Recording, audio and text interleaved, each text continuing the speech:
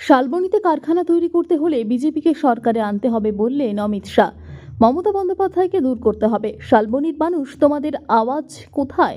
মমতা বন্দ্যোপাধ্যায়কে হটাতে হবে বাংলা থেকে, মঞ্চে উঠেই বললেন অমিত শাহ। শালবনীর বসন্ত রায়ের চরণে প্রণাম নিবেদন করলেন স্বরাষ্ট্রমন্ত্রী। ভারতবর্ষের শহীদ ক্ষুদিরাম বসুকেও সশ্রদ্ধ প্রণাম নিবেদন করলেন গৃহমন্ত্রী। বর্তমান পশ্চিমবঙ্গ সরকার ক্ষুদিরাম বসুকে আতঙ্কবাদীর তকমা দিয়েছিলেন। আপনারাই বলুন, স্বাধীনতা সংগ্রামীদের যারা আতঙ্কবাদী বলে তাদেরকে কি সরকারে রাখা উচিত?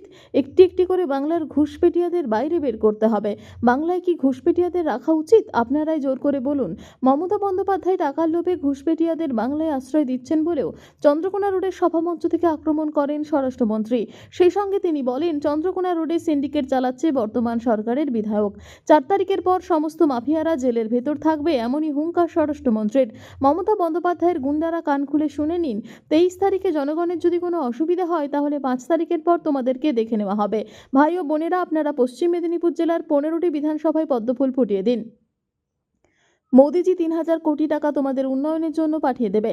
মমতা ব্যানার্জি গুন্ডারা যেই টাকা তছনছ করেছে তার এক একটি টাকার হিসাব নেওয়া হবে। শালবনীতে মমতা বন্দ্যোপাধ্যায় জিন্দাল স্টিলের উদ্বোধন করেছেন, কিন্তু তাদের কি এখনো কারখানা গড়ে উঠেছে? আপনারাই বলুন। আগামী দিনে জিন্দালের কারখানা মোদিজি গড়ে তুলতে পারেন। মমতা বন্দ্যোপাধ্যায় সরকারের আমলে মা ও বোনেরা সুরক্ষিত নয়। সন্দেশখালীতে মমতা বন্দ্যোপাধ্যায়ের গুন্ডারা যে অত্যাচার করেছে তা কার্যত ভুল আর নয়। আরজিকর হোক বা মালদা মুর্শিদাবাদ বা সাউথ ক্যালকাটা ল কলেজ, মহিলাদের ওপর যে অত্যাচার নেমে এসেছে তা কখনোই মেনে নেওয়া যায় না। মমতা বন্দ্যোপাধ্যায় বলেছেন, সন্ধ্যে 7টার পর মেয়েরা বাড়ি থেকে যাতে না বেরোয়। বিজেপি সরকার আপনারা বানিয়ে দিন, অর্ধেক রাত পর্যন্ত মহিলারা রাস্তায় ঘুরে বেড়াবেন, কোনো সমস্যা হবে না। মমতা বন্দ্যোপাধ্যায় সরকারের আমলে আলু চাষিরাও ক্ষতিগ্রস্ত হয়েছেন। আমরা চেষ্টা করছি বিভিন্ন রাজ্যের একে করে আলু পাঠিয়ে কৃষকদের সুরাহা দেওয়ার। আগামী দিনে আমরা প্রত্যেকটি মণ্ডলের একটি করে আলুর কোল্ড স্টোরেজ বানাবো বলেও আশ্বাস দেন শালবনীর সভামঞ্চ থেকে।